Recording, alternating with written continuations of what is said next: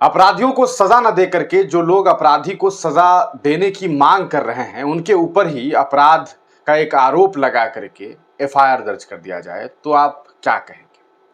उत्तर प्रदेश से खबर सामने आई है। पिछले दिनों आप तमाम लोग जानते हैं कि डासना में एक मंदिर है, उस मंदिर का एक पुजारी है जिसका नाम है यति नरसिंहानंद गिरी। ये व्यक्ति खुद को कहता तो एक पुजारी है, लेकिन असल में वो पुजारी नहीं है। असल में वो एक बहुत बड़ा ढोंगी है, एक मक्कार इंसान है, एक कहा सकता है मलून शख्स है, एक ऐसा घटिया इंसान है, एक ऐसा गलीज इंसान है जो सीधे तौर पर इस देश में जो अमन पसंद लोग हैं उनके साथ खिलवाड़ करना चाहते हैं। इस मुल्क की मोहब्बत, इस मुल्क में जो एक दूसरे के बीच में थोड़ी बहुत मोहब्बतें बची हुई है, उन मोहब्बतों को ख़त्म करने का कार्य जो है इस इंसान के द्वारा किया जा रहा है। पहली बार नहीं हुआ कि इस व्यक्ति ने किसी के ऊपर गलत टिप्पणी की हो। यति नरसिंहानंद गिरी ने पिछले दिनों गाजियाबाद के एक सम्मेलन में नबी पाक सल्लल्लाहु अलैहि वसल्लम की शान में गुस्ताखी की। अब आप खुद सोचिए कि प्रॉफिट के बारे में आप उलूल जुलूल बातें करते हैं, ऐसी बेअदबी भरी बातें करते हैं, ऐसी अमर्यादित बातें करते हैं जो किसी भी तरीके से कोई भी सभ्य समाज का व्यक्ति कबूल नहीं कर सकता है, चाहे वो किसी धर्म का हो, किसी भी मजहब का। अरे चाहे इंसान मुसलमान हो, चाहे हिंदू हो, चाहे सिख हो, चाहे ईसाई हो, उसे इतना तो समझ आता है कि क्या सही है क्या गलत है, कौन सही बोल रहा है कौन गलत बोल रहा है। अगर राम के बारे में कोई इंसान गलत बोले तो अगर मैं मुसलमान हूं तो मुझे ऐसा तो नहीं लग सकता कि राम के बारे में गलत बोला है तो बहुत अच्छा बोला है। अगर राम जी के ऊपर कोई अमर्यादित टिप्पणी की जाए तो वो गलत है, चाहे वो किसी के द्वारा किया जाए। उसी तरह जब हमारे नबी के खिलाफ कोई इंसान गलत बातें करता है, कोई गलत टिप्पणी करता है, तो हमारा ये फर्ज बनता है कि हम इसका विरोध करें। एक मुसलमान के ऊपर यह फर्ज है कि वो दुनिया में तमाम चीजों से और तमाम लोगों से ज्यादा मोहब्बत जो है अपने नबी से करता है, अपने प्रॉफिट से करता है, मोहम्मद सल्लल्लाहु अलैहि वसल्लम से करता है। तो उन पर यह फर्ज है। ऐसे में आपको बताएं कि जब यति नरसिंहानंद गिरी के द्वारा गुस्ताखी भरी बात की जाती है तो बहुत सारे लोग सोशल मीडिया पर यह कहते हैं इस व्यक्ति को गिरफ्तार किया जाए, इस व्यक्ति को उम्र कैद दी जाए, इसे फांसी दी जाए, तरह तरह की मांग लोग कर रहे हैं, क्योंकि एक धर्म, एक मजहब के प्रॉफिट के खिलाफ उसने बहुत ही अमर्यादित टिप्पणी की थी।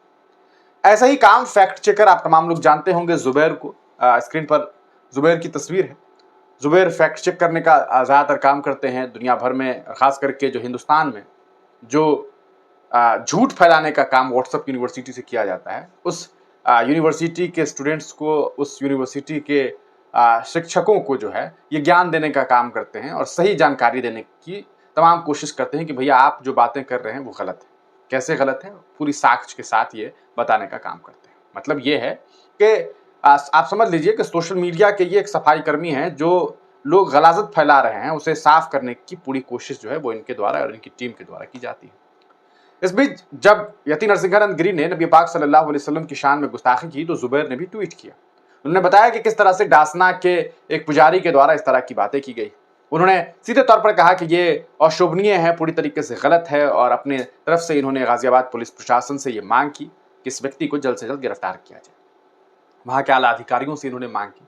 अब आपको बता दें कि बहुत सारे हिंदुत्ववादी नेताओं ने जुबैर के खिलाफ ही जो है वो जहर उगलना शुरू कर दिया और ये कहना शुरू कर दिया कि डासना में जो कुछ मुस्लिम नौजवानों ने मंदिर के समीप जो है प्रदर्शन किया था कि इस यति नरसिंहानंद गिरी को गिरफ्तार किया जाए, तो जुबैर के ऊपर यह आरोप लगाया गया है कि इन्होंने भीड़ को जो है उकसाया ताकि वो मंदिर जाए और मंदिर में उल्टा सीधा कुछ कर दे, मंदिर में हमला कर दे। तरह तरह के इल्जामात इनके ऊपर लगाए गए।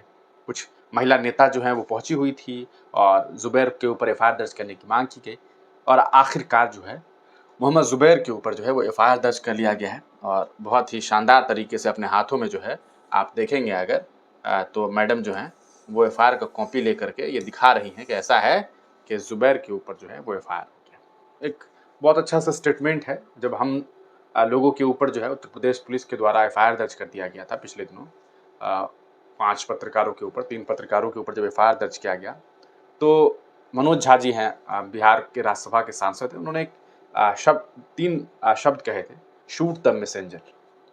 यानी कि सरकार चाहती है कि जो मैसेंजर है, जो मैसेज पहुंचाने का काम करता है, उसे ही शूट कर दो, उसे ही खत्म कर दो, उसी की बोली बंद कर दो, उसे ही चुप करा दो।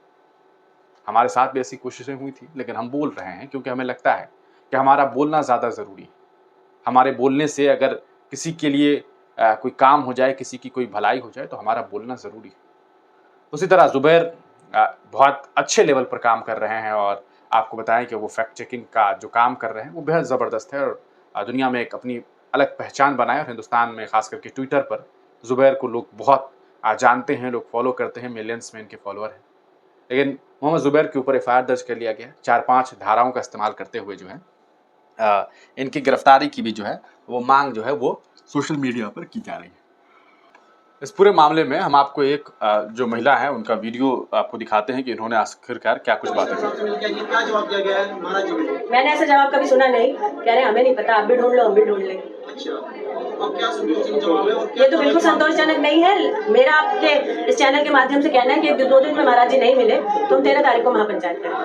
13 तारीख को महापंचायत है। आगे कार्रवाई की क्या मांग की जा रही है? हमने ये कहा कि जिनका वीडियो में तय हो गया है कि ये सरपंच से जुदा के नारे लगा रहे हैं, आप उन लोगों को करिए। और तीसरा जो हमने सबसे इम्पोर्टेंट चीज आज कमिश्नर साहब से कही कि मोहम्मद ज़ुबैर पे हमें आज एफआईआर चाहिए। ट्विटर के माध्यम से देखा जा रहा है महाराज जी ने काफी अपशब्द भी बोले हुए हैं, गंदी और भद्दी बातें वो लोग कर रहे हैं। उन पे कार्रवाई हम यही तो कहने आए हैं कि भाई जो ट्विटर पे जिन्होंने जिहादी भीड़ हमारे पीछे छोड़ दी है, कम से कम उन हैंडल्स पे तो कार्रवाई की जाए। तो मैडम का कहना है कि ज़ुबैर जो हैं उन्होंने जिहादी भीड़ जो है वो लगा दी है और इनके मैडम की शिकायत के बाद जो है मोहम्मद ज़ुबैर के ऊपर एफआईआर दर्ज कर लिया गया है। और सवाल ये उठता है कि क्या मोहम्मद ज़ुबैर जो हैं उन्होंने नफ़रत फैलाने का कार्य किया है? क्या उन्होंने कुछ ऐसा काम किया है जो गलत है? क्या उन्होंने कुछ ऐसा कर दिया है जिसकी वजह से जो है वो हालात ख़राब हो गए? हालाँकि जिस इंसान ने बयान दिया है उसकी गिरफ्तारी हुई, नहीं हुई, कहाँ है, कहाँ नहीं है, किसने गिरफ्तार किया, अभी तक सही तरीके से कोई सूचना नहीं है। मैडम ने खुद कहा कि हमें कहा गया है कि हम भी ढूँढ रहे हैं, आप भी ढूँढो।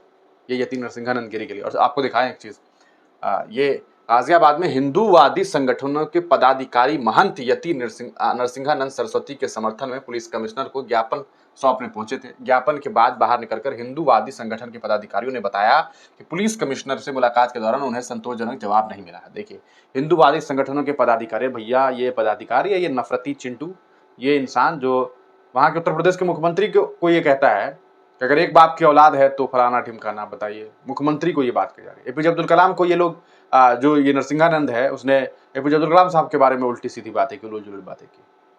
मुख्यमंत्री के बारे में, महिलाओं के बारे में, देश की महिलाओं, खास करके जो पॉलिटिक्स में जो महिलाएं हैं उनको लेकर के ऐसी भद्दी टिप्पणी की थी उस इंसान ने।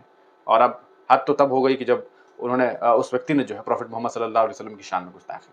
तो ये पूरा का पूरा मामला है। अभी वो कहाँ है, उसकी गिरफ्तारी हुई या नहीं हुई है तो पता नहीं, लेकिन खबर ये मिल रही है कि भैया मोहम्मद ज़ुबैर जो हैं उन्हीं के ऊपर जो है वो एफआईआर दर्ज कर लिया गया है। और आपको बताएं कि सेक्शंस का जो इस्तेमाल किया गया है 196 BNS के 196 228 299 356 356(3) और 351(2) की धारा के साथ जो है मोहम्मद ज़ुबैर के ऊपर जो है वो एफआईआर दर्ज कर लिया गया है। तो ये एक बड़ी खबर निकल कर के सामने आ रही है। आप इस पूरे प्रकरण को किस तरह से देखते हैं, अपनी राय कमेंट सेक्शन में ज़रूर दीजिएगा।